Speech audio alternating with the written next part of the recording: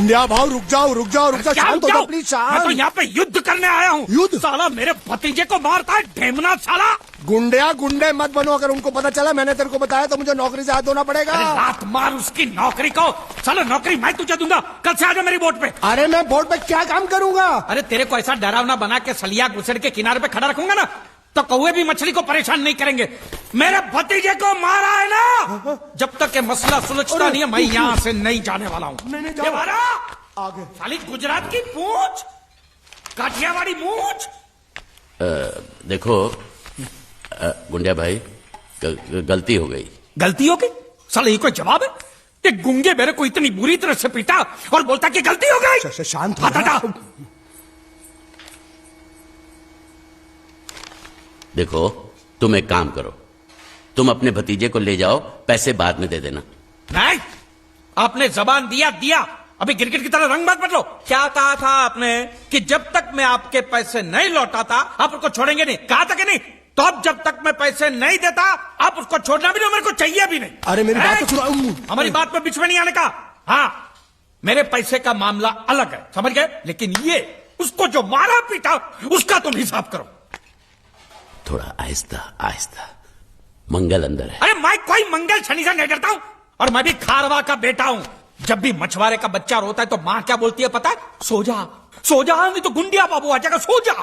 ये तो मैंने बहुत बार सुना है। देखा, इसने भी सुना है। अरे बोला तुम्हारे मंगल फंगल को, ढक्कन खोलता हूं तेरी मंगल बाटली का। बोला हाथ नहीं लगाने का, बोला ना। जो कुछ भी हुआ अनजाने में हुआ। सन्यासी मुझसे जो हुआ वो एक भूल थी, दूध वाला, जिसका मैं प्रायश्चित भी कर चुका हूँ। आता में बुलाओ उसे। कन्हैया, नौकरी पे रखा है मैंने उसे। 20,000 सैलरी, ठीक है ना? दोबारा अगर मुंह खोला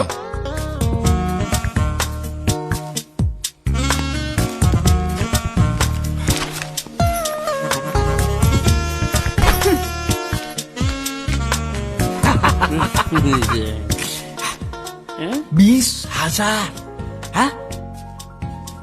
संभाल के रखना, यहां से हिलाना भी नहीं। मैं 1 तारीख को आऊंगा और ये लेके जाऊंगा।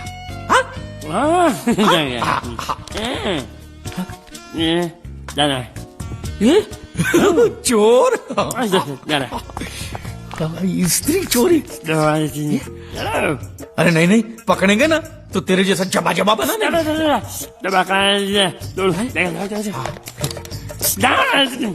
स्त्री गायब।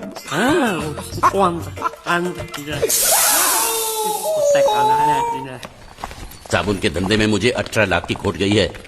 देखो इस बात का किसी को पता नहीं चलना चाहिए। ऑफिस पहुंचते ही सारे कागज चला।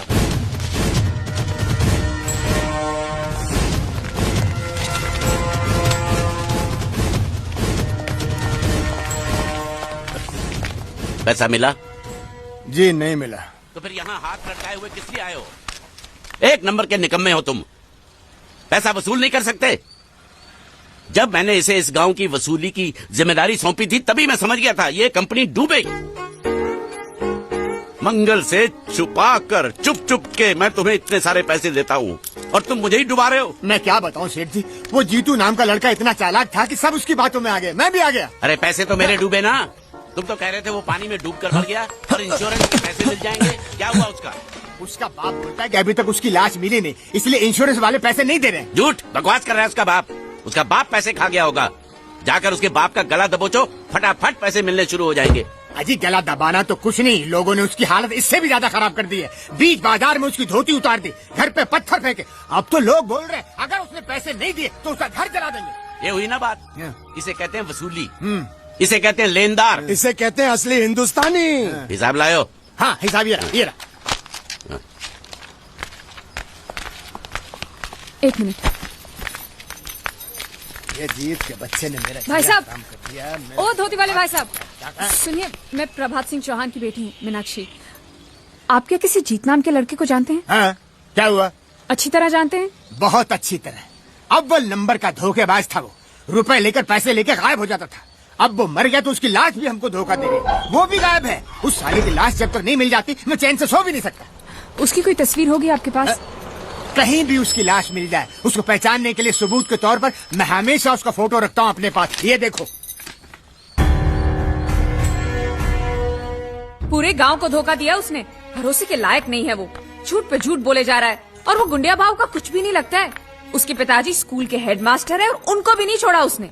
उसकी वजह से पूरे परिवार का जीना हराम हो गया है।